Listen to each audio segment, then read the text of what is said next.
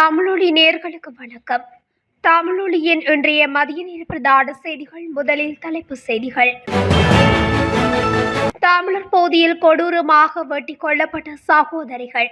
அதிகாலையில் நிகழ்ந்த சம்பவம்.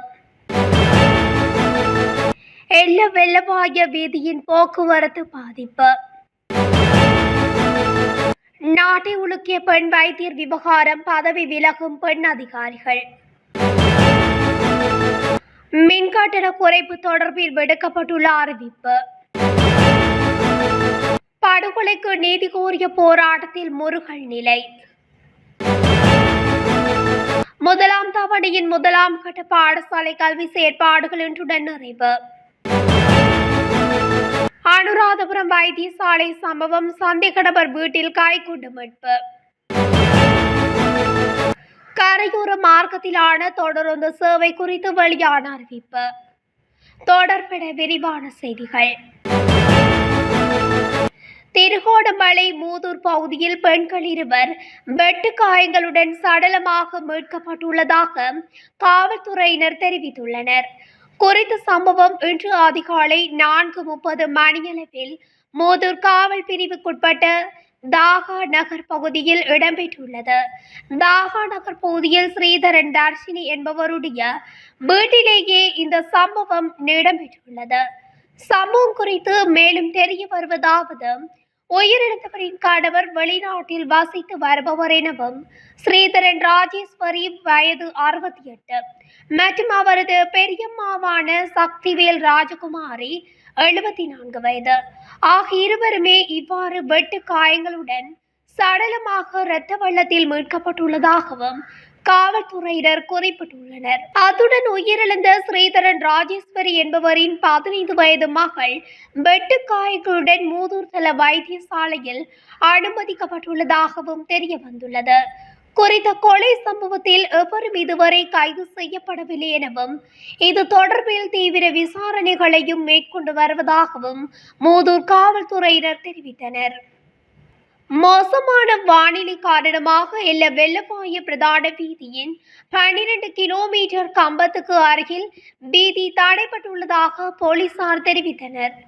எல்ல போலீஸ் பிரிவுக்குட்பட்ட கரந்து கொள்ள எல்ல வெள்ளவாய பிரதான வீதியின் 12 கிலோமீட்டர் கம்பத்துக்கு அருகிலுள்ள வீதியில் நேற்று மண்மேடு சரிந்து விழுந்ததில் இந்த நிலை நிகழ்ந்துள்ளது. இதனால் போக்குவரத்து தடைப்பட்டுள்ளதுடன் வீதியை சீரமைக்கும் வரை மாற்று வீதிகளை பயன்படுத்துமாறு போலீசார் அறிவுறுத்தியுள்ளனர். குறித்த வீதியில் பயணிக்கும் வாகனங்கள் வெள்ளவாய மற்றும் எல்லை நோக்கி பயணிக்கும் போது பின்வரும் மாற்று வழிகளை பயன்படுத்த முடியும் எனவும் கூறப்பட்டுள்ளது.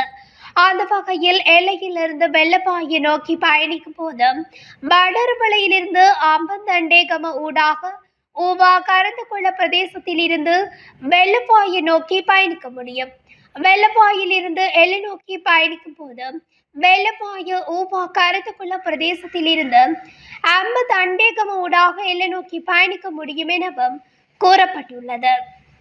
பாதுகாப்பு காரணங்களுக்காக அனைத்து பெண் கிராம அலுவலர்களும் இன்று முதல் இரவு பணியில் இருந்து விலகுவார்கள் என்று இலங்கை கிராம அலுவலர்கள் சங்கம் தெரிவித்துள்ளது.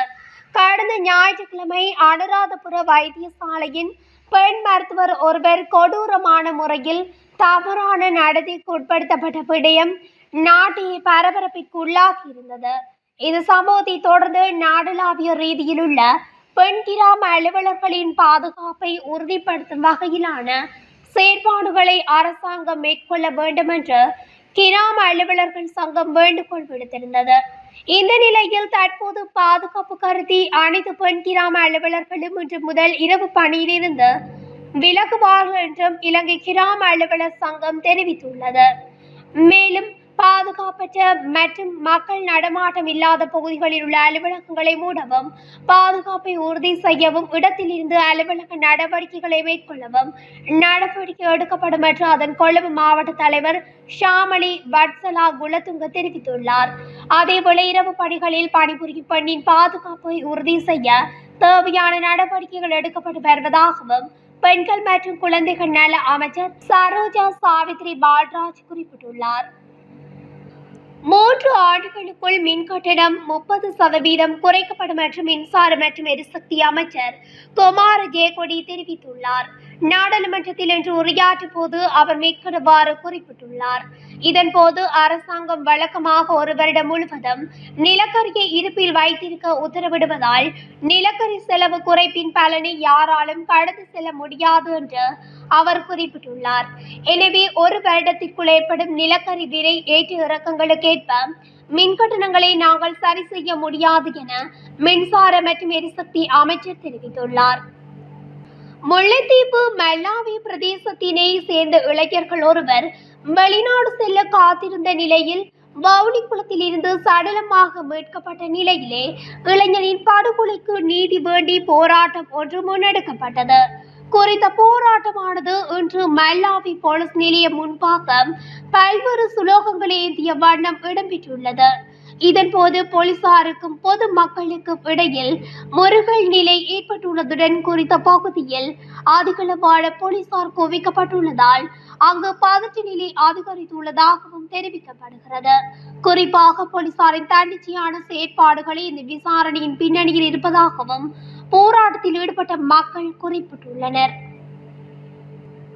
அரசு மற்றும் அரசு அங்கீகாரம் பெற்ற தமிழ் மற்றும் சிங்கள மொழி மூலமான பாடசாலைகளின் 1ஆம் தவணையின் 1ஆம் கட்ட கல்வி செயற்பாடுகள் இன்றுடன் நிறைவடையும் என கல்வி அமைச்சு அறிவித்துள்ளது. அத்துடன் 1ஆம் தவணையின் 2ஆம் கட்ட கல்வி செயற்பாடுகள் ஏப்ரல் 1ஆம் தேதி ஆரம்பமாகும் எனவும் தெரிவிக்கப்பட்டுள்ளது. இதேபோல இம்முறை கல்வி பொது தராதர சாதாரண தர பரீட்சைக்கு தோற்றும் மாணவர்கள் தமது தேசிய அடையாள அட்டை தகவல்கள் தொடர்பான உறுதிப்படுத்தல் கடிதங்களை எதிர்வரும் சனிக்கிழமை பெற்றுக்கொள்வதற்கு வசதி ஏற்படுத்தப்பட்டுள்ளதாகவும் டிஜிட்டல் பொருளாதார அமைச்சு அறிவித்துள்ளது. அதற்கமைய எதிர்வரும் 15ஆம் தேதி சனிக்கிழமை குறித்த கடிதங்களை காலை 8:30 முதல் மதியம் 12:30 வரை பெற்றுக்கொள்ள முடியும் எனவும் அந்த அமைச்சு குறிப்பிட்டுள்ளது.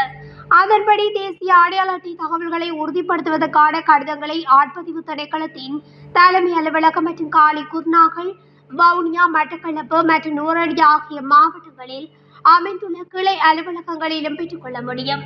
குறித்த கடிதங்களை பெற்றுக்கொள்ளுவதற்கான அவசியம் உள்ள மாணவர்கள் அதிபர் அல்லது கிராம உத்தியோகத்தரினால் அத்தாட்சிப்படுத்தப்பட்ட விண்ணப்பங்களுடன் நேரில் வருகை தர வேண்டும் எனவும் டிஜிட்டல் பொருளாதார அமைச்சு அறிவித்துள்ளது. அனுராதபுரம் வைத்தியசாலை சம்பவத்துடன் தொடர்புடைய சந்தேக நபர் தங்கியிருந்த வீட்டில் கைக்குண்டு ஒன்று கண்டுபிடிக்கப்பட்டுள்ளது. சந்தேக நபர் வசித்து வந்த கல்நேவ பகுதியில் உள்ள வீட்டை சோதனை செய்த போது பையில் மறைத்து வைக்கப்பட்டிருந்த நிலையில் இந்த கைக்குண்டு கண்டுபிடிக்கப்பட்டுள்ளது. குறித்த வைத்தியரின் கையடக்க தொலைபேசியை கண்டுபிடிப்பதற்காக வீடுகள் சோதனையிடும் போதே இது கண்டுபிடிக்கப்பட்டதாக தெரிவிக்கப்படுகிறது. கரையோர மார்க்கத்திலான தொடருந்து சேவையில் தாமதம் ஏற்பட்டுள்ளது.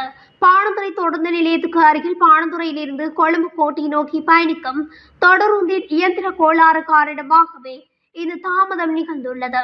இந்த விடயத்தை தொடருந்து திணைக்களத்தின் பிரதான கட்டுப்பாட்டு அறை தெரிவித்துள்ளது.